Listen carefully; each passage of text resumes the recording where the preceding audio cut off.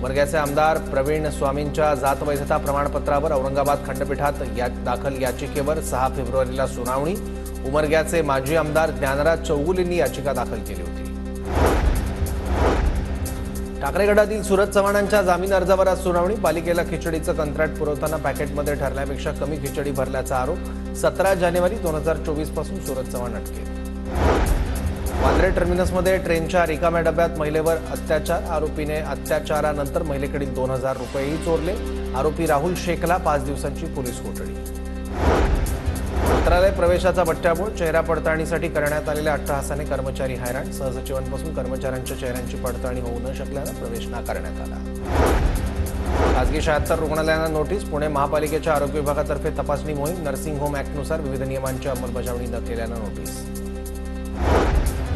GBS रुग्णांच्या घरातील पाण्याच्या 2 अहवालांमध्ये मोठा संभ्रम। रुग्णांच्या घरातील पाणी पिण्यासाठी अयोग्य असल्याचा वैद्यकीय विभागाचा अहवाल। पुण्यातील जीबीएसचे 5 गंभीर रुग्ण बरे। उपचारानंतर रुग्ण बरे झाल्यानं डिस्चार्ज। आतापर्यंत 19,388 नमुन्यांची तपासणी। पुण्याच्या सहकार नगर परिसरातील पाणी पुरवठा गुरुवारी बंद राहणार। समान पाणी पुरवठा योजनेअंतर्गत जलवाहिनी दुरुस्ती आणि जोडणीची कामं केली जाणार। मुंबईत उद्या आणि परवा पाणी पुरवठा बंद राहणार। पवई अँकर ब्लॉक ते मोरोशी जलबोगदा नवीन जलवाहिनी कार्यान्वित केली जाणार। SLK पूर्व, H पूर्व आणि G उत्तर विभागात पाणी पुरवठा बंद। मुंबईतील आरे मार्गावर काँक्रिटीकरणानंतरही पुन्हा खोदकाम। अनेक ठिकाणी खड्डे खणल्यामुळे वाहतूक कोंडी। सिडको मंडळाच्या सोडतीला अल्प प्रतिसाद। 26,000 घरांसाठी केवळ 21,000 अर्जदारांनी अनामत रक्कम भरली। मुंबईत 6 विकासकांकडे 249 कोटी रुपये थकीत। वसुलीसाठी बहानेराकडून उपनगर जिल्हाधिकाऱ्यांना पत्र। LICच्या 68 इमारती अतिधोकादायक। म्हाडाच्या दुरुस्ती मंडळाच्या संरचनात्मक तपासणी अहवालातून स्पष्ट। नवी मुंबईतील बेलापूर ते पेणधर मेट्रोची लवकरच ताशी 60 प्रति किलोमीटर वेगाने धाव। नवी दिल्लीच्या रेल्वे सुरक्षा विभागाकडून वेगाची चाचणी।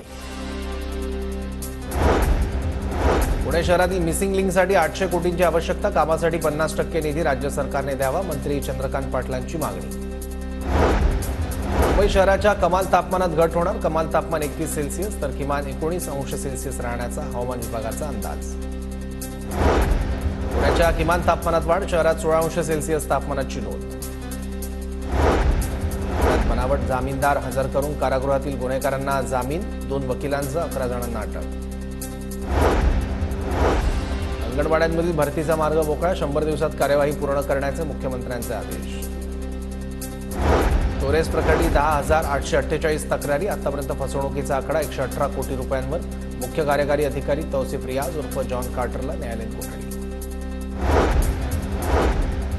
जनगणनेसाठी 12,000 कोटींची गरज असताना केवळ 575 कोटींची तरतूद। जनगणना आणखी लांबणीवर जाण्याची शक्यता।